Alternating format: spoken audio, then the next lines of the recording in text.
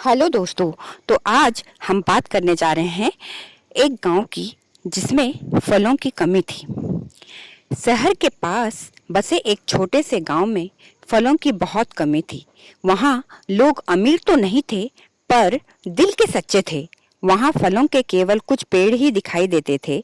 गांव में फलों की कमी को देखते हुए भगवान ने अपने दूत को बुलाया और कहा, तुम गांव में जाओ और सभी से कहो कि वह एक दिन में केवल एक ही फल खाए और हो सके तो फलों के पौधे लगाएं।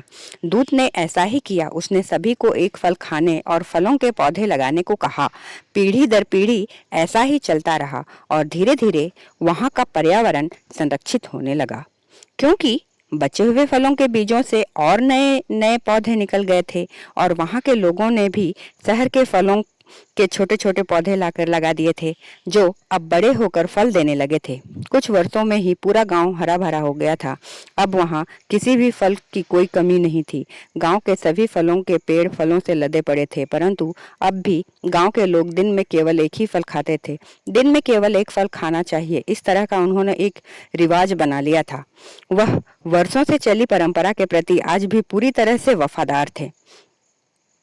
वे खुद तो दिन में केवल एक ही फल खाते थे और अगर शहर में कोई उनसे फल लेने आता तो वह उसे भी खाली हाथ लौटा देते थे। इसलिए परिणाम यह हुआ कि अब फल बर्बाद होने लगे और सड़कों पर भी इधर उधर बिखरे दिखाई देते थे। भगवान को यह सब देखकर बहुत बुरा लगा और उन्होंने तुरंत अपने एक दूत को बुलाया और कहा, जाओ और गांव वालों से कहो अब वो चाहे जितनी मर्जी चाहे उतनी मर्जी फल खाएं, क्योंकि और दूसरों को भी बांटें, क्योंकि फल बर्बाद हो रहे हैं।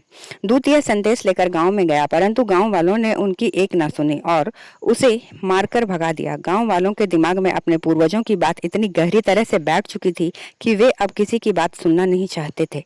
वे किसी की बात सुनने को तैयार नहीं थे। वे फलों को बर्बाद करने के लिए तैयार थे, परंतु अपनी सोच को बदलने के लिए तैयार नहीं थे। इस कहानी की शिक्षा, दोस्तों, इस कहानी में काफ़ी सच्चाई है। हमारे समाज में आज भी लोग बिजली के रास्ते काटने, कौवों के काँव काँव करने, रात को झाड़ू ना लगाने से लेकर ऊंच नीच और जात पात की अनेकों मानसिकताओं से जुड़े हैं, जिनका वास्तव में आज कोई अर्थ ही नहीं है।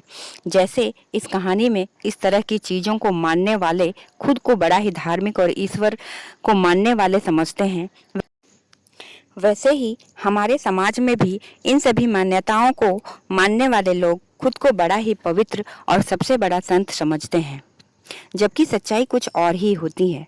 हमें भी समय के बदलते स्वरूप को देखते हुए अपनी सोच को निरंतर विकसित करना चाहिए। जो आज सही है वो कल गलत हो सकता और जो कल गलत हो सकता है वो परसों सही भी हो सकता है। ओम शांति। जय श्री कृष्ण। अगर मेरी ये वीडियो आपको पसंद आई हो तो इस तरह के और वीडियोस देखने के लिए मेरे चैनल को सब्सक्राइब करें, लाइक करें और कमेंट करें। Thank you.